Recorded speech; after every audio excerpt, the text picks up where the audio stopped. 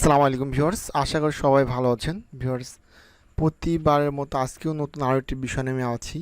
Viewers, আপনি জানেন যে আমি কিন্তু অলরেডি একটা অফিসে চাকরি করতে হলে পরে যেই বিষয়গুলো আপনার মাইক্রোসফট থেকে জানতে হবে সেই বিষয়গুলো নিয়ে কিন্তু দেখানোর চেষ্টা করব যে কিভাবে আপনি আপনার এই পেজের চারদিক দিয়ে এরকমভাবে মার্জিন বক্স নিয়ে আসবেন, অর্থাৎ শো বাউন্ডারি বলতে পারেন। অর্থাৎ এইটা দেওয়ার কারণ কি, এইটা দিলে পরে আপনি যে লেখাগুলো লিখবেন এই লেখাগুলো আপনার স্ট্রেট সোজা থাকবে, অর্থাৎ লেখাগুলো আঁকা বাঁকা হবে না, আপনার দেখতে অনেক সুন্দর লাগবে। অনেকে দেখা যাচ্ছে আমরা যদি টু কলামে কাজ করি, আমরা যদি এখান থেকে টু কলামটা ইউজ করি, দেখতে পাচ্ছেন যে আমাদের টু কলাম করলে কিন্তু আরও একটু ভালো হচ্ছে।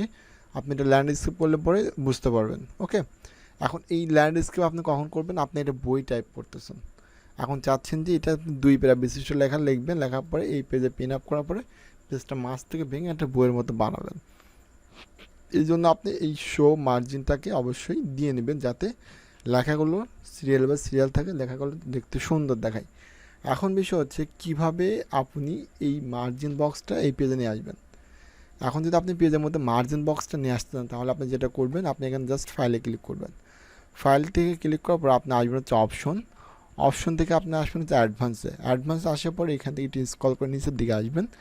নিচের দিকে আসবে দেখতে পাচ্ছেন লেখা আছে শো টেক্সট বাউন্ডারিজ। তো এইটাই টিকমার্ক দেওয়া থাকে না, যখন আমি টিকমার্কটা উঠাই দিলাম, দেওয়ার জাস্ট ওকে করলাম, তাহলে কিন্তু আমার এখানে যে শো বাউন্ডারিজ ছিল সেটা কিন্তু এখান থেকে উঠে গেছে। এখন দেখেন দেখতে কিন্তু খুব একটা ভালো দেখাচ্ছে না।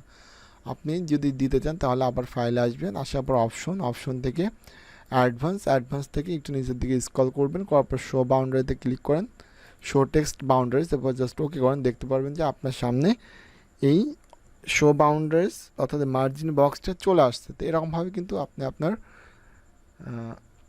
কম্পিউটারে কিন্তু সেট আপ করতে পারবেন এবং সুন্দরভাবে কাজগুলো করতে পারবেন। তো আশা করি ভিডিওটি আপনাদের উপকারে আসবে। তো ভিউয়ার্স, যদি ভিডিওটি ভালো লাগে অবশ্যই আমাদের ইউটিউব চ্যানেলটিকে সাবস্ক্রাইব করবেন এবং আমাদের ফেসবুক পেজটাকে অবশ্যই ফলো করে রাখবেন। তো সবাই ভালো থাকবেন, সুস্থ থাকবেন। পরবর্তী দেখা হচ্ছে নতুন কোনো ভিডিও নিয়ে।